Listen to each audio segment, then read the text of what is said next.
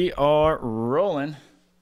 There's my smiley boy. Welcome back, everyone, to the road to Paris. Now, we're putting producer 2 in the shot at the beginning of the show because we're at our Bayview studios. I have here the 1976 Manhattan Beach Open right behind me.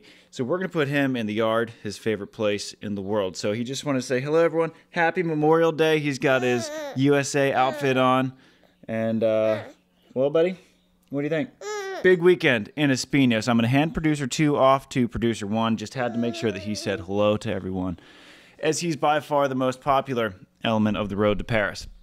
Now, before we get into the actual Olympic action and Olympic stakes, I want to give a huge congratulations to TKN rocking their shirt. Now, if you want some TKN merch, you're going to have to go to Slunks now. So Slunks is the official sponsor of Kristen, Nuss, and Taryn Kloth, and they have an official TKN branded line of t-shirts, tank tops, sweatshirts, the whole nine. So good on Slunks and Chris Reams for locking down the #2 team in the world, and the gold medalists from the Espinho Elite16 had a wild comeback in the finals against Switzerland's Nina Brunner and Tanya Huberly. Fended off 6 match points, pushed it to 3, 1 in 3. Taryn used the word outrageous, and a double congratulations, because to get to the finals, they had to beat Anna Patricia and Duda, the world #1, who had beat them in all 9 meetings prior. No one beats them 10 times in a row. That's the oldest saying in sports. It's hard to beat a team 10 times in a row. And Kristen and Taryn handled them. 21-17, 21-14. So an excellent weekend, an excellent month for TKN. They made 3 straight finals, won a silver in Brasilia, won a silver if we did medals on the AVP, and then won a gold here in Espinho. And so $60,000 in prize money. We'll call it a decent month, ladies. Another congratulations also goes to Sweden's David Ahman and Jonatan Hellvig, won a gold medal. They've made 8 straight finals when including European championships. That's insane that they've done that. And everyone's out here saying, you know, Taylor Sanders undersized on the world tour and all these guys are undersized. Well, Jonatan Hellvig is my height. He's 6'4".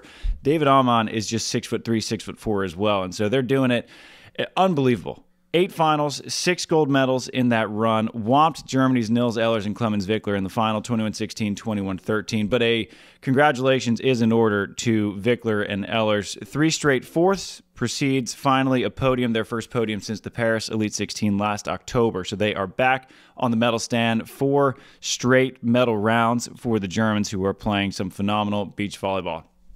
Now, none of that has anything to do with the Olympic race. So let's move on to the Olympic race, where I want to talk about ripple effects. So I'm going to rewind us back to April 5th. It is a random, dreary Friday in Manhattan Beach, California. About 50 people on the beach for a NORCECA qualifier. All right, and it's high-level vol.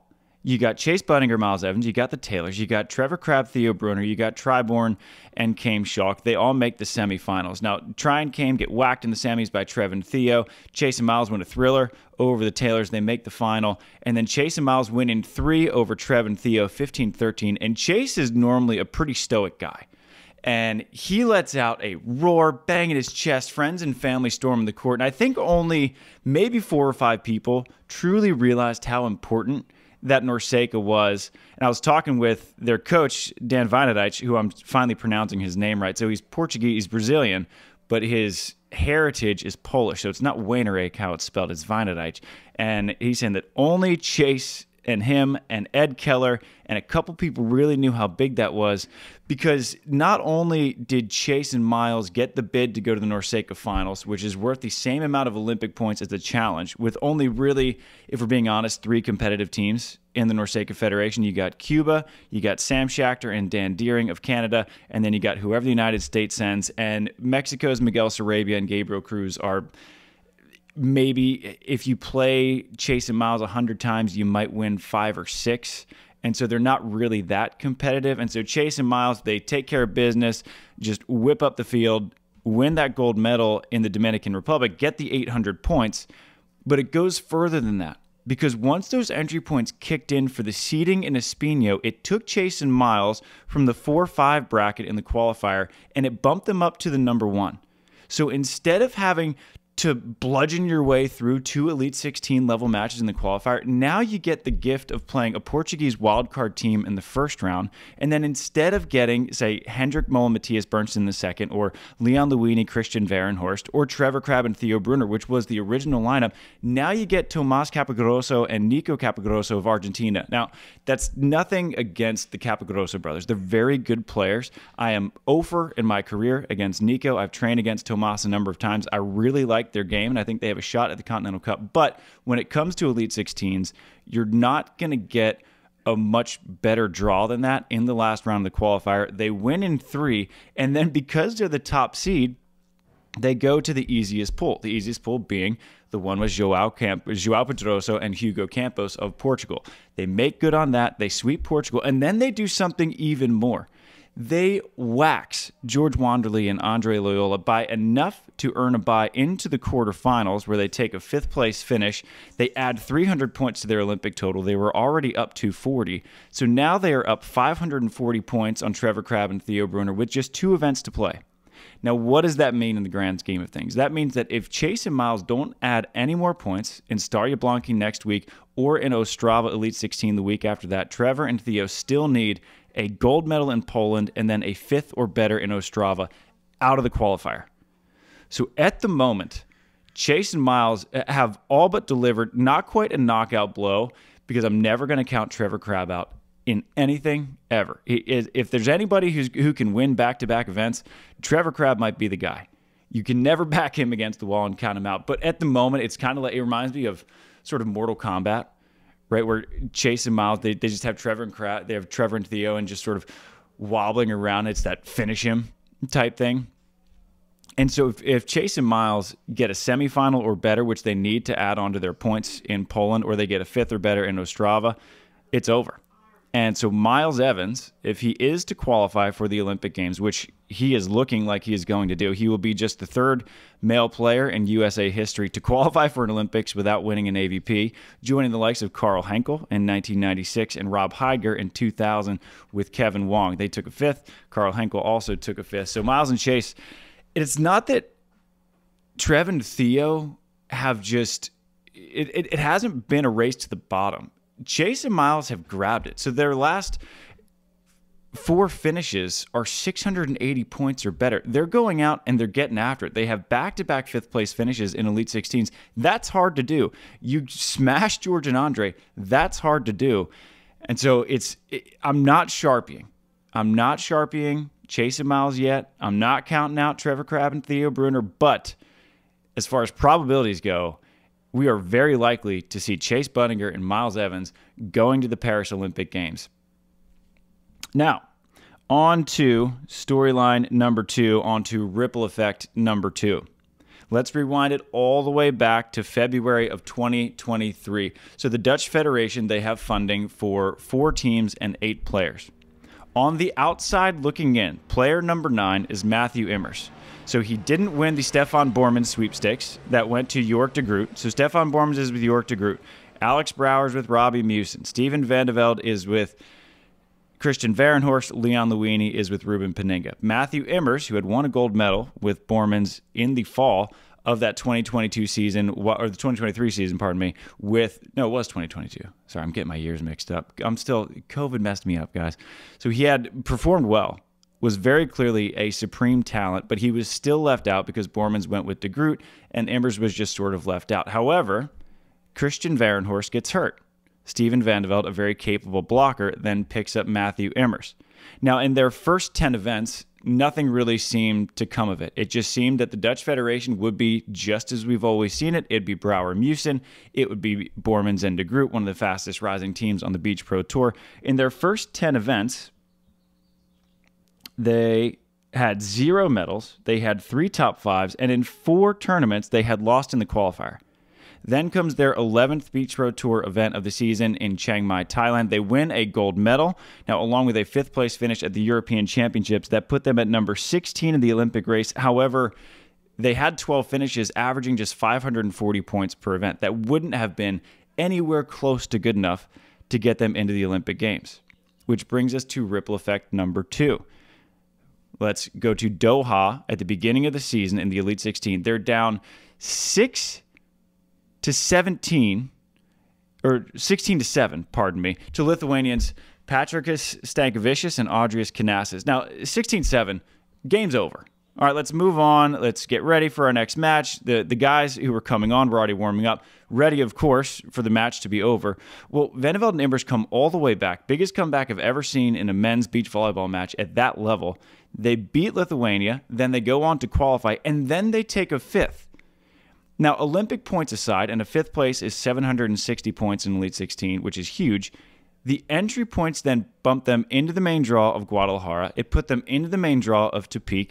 And then all those 3 events combined put them into the main draw of Brasilia, where guess what? They got a silver medal, which put them into the main draw of Espinho, where they just took a 4th. And so they have parlayed their 3 best finishes of the Olympic quad back to back to back.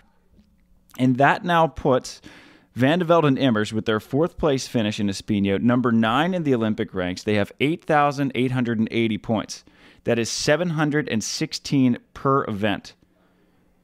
Pardon me, that's 740 per event, exactly 200 more than they had finished in their first 10 events. Unbelievable stuff from Immers and Van de Velde, who are now in the driver's seat of the Dutch Federation, because just behind them, Alex Brouwer, Robbie Musen, they're number 11 at 8,600 points. They lost in the qualifier. Their first qualifier loss in 12 years.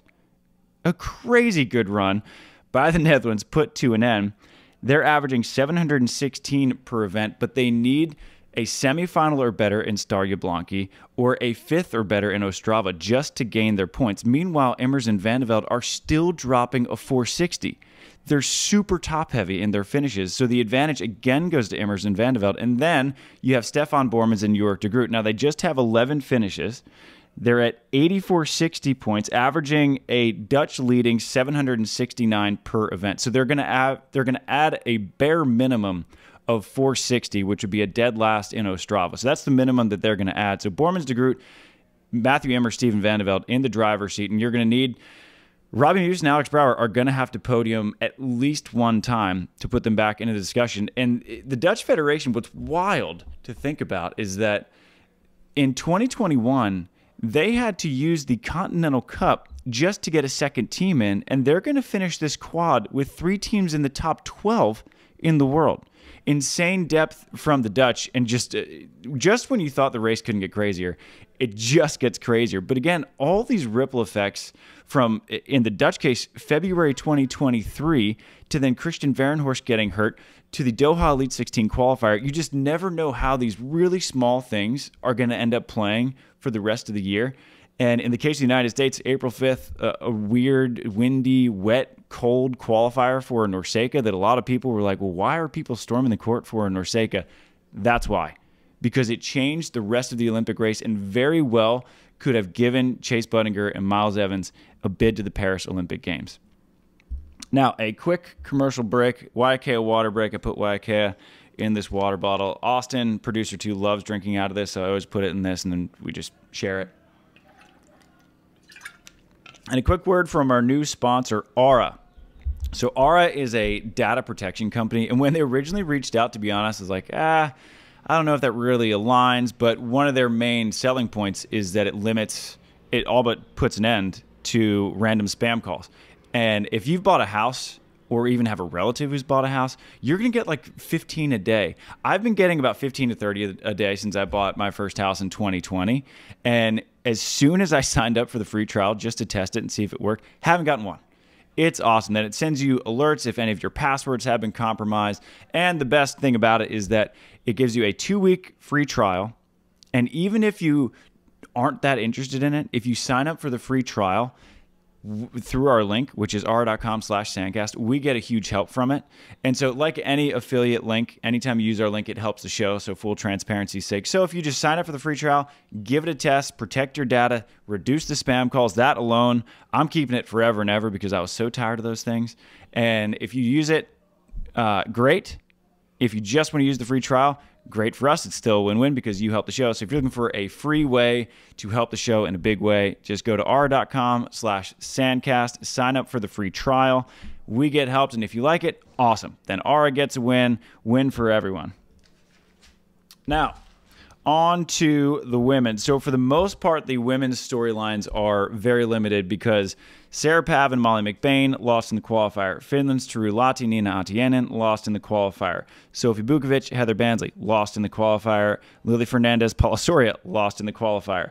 Laura Ludwig, Elisa Whitman lost in the qualifier. Carla Borger, Sandra Ittlinger also lost in the qualifier. And so a lot of the teams battling for those last spots or two, all of them bowed out early, except for 22-year-old Spaniards Daniela Alvarez and Tanya Moreno. Now, I was already pretty sure that they were going to qualify. I might have even already Sharpied them in, but they come out of the qualifier, beat Paula and Lily in the first round, beat Therese Cannon and Megan Kraft in the second, end up taking a fourth, which is their biggest finish in the Olympic qualification period, coming off a bronze medal at the Shaman Challenge. And now they are Sharpied in.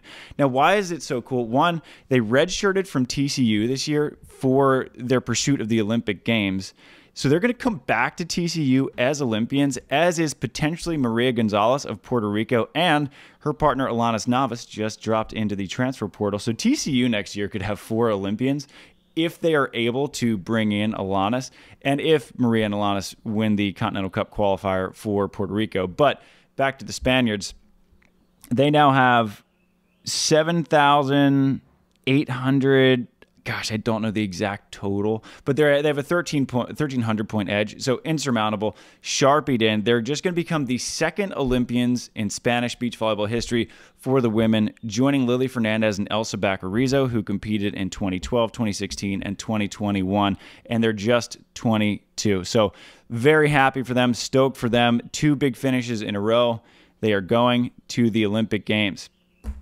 Now, similar to Chase and Miles, how they now have the opportunity to deliver the knockout punch. Zoe Verge-Depre and Esme Bodmer had the opportunity you always want when you're in the lead. They had the opportunity to deliver the knockout punch for the Swiss women. Played older sister Anouk Verge-Depre and Joanna Mader in the last round of the qualifier. They won the first set 21-19, controlled the whole thing, had just to win one more set, and basically you're punching your ticket to the Olympics. Instead, the veterans prevail. They win in 3. They end up taking a 9th, add 140 points to their Olympic total. So Anouk and Joanna are now at 7,580 points. They're 320 behind Zoe and Esme, and they're dropping a 460. So a gold in Star Jablonski will put Anouk and Joanna back ahead. Now they need a 5th or better to add on to their points, and then they will both be coming out of the qualifier in the Ostrava Elite 16. So very big 2 events to come as the Olympic race winds down. Now, next up is the Star Jablonski Challenge in Poland. That is next weekend. Starts with Thursday's qualifier. Friday, Saturday, Sunday is your main draw. I'll be back on the mic for VBTV. And then we have the Ostrava Elite 16. That is the last event of the Olympic qualification period. And I see producer 2. He's pointing because he wants to sign off. He wants to sign off. Now, producer 2, what do we say on the road to Paris? Actually, a quick word about the Star Jablonski Challenge. So, Cuba will be getting their 12th and final finish of the Olympic qualification period. The Grimmalts are straight into the main draw, and that's sort of your battle for that last spot between Cuba, the Grimmalts, and Austrians Julian Horrell and Alex Horst. So, Star Jablonski, those are your storylines to watch. If Cuba doesn't perform, I might have to unsharpie them. And it's a good thing I have an eraser. And so those are your storylines to watch for Star Jablonski. And, of course, if Chase Budinger and Miles Evans, if they tack onto their lead, well, they're going to the Olympic Games. And so ripple effects, ladies and gentlemen, you never know just how far they're going to go. Producer 2, what do we say? Shoots. Have a great Memorial Day, everyone. Yeah.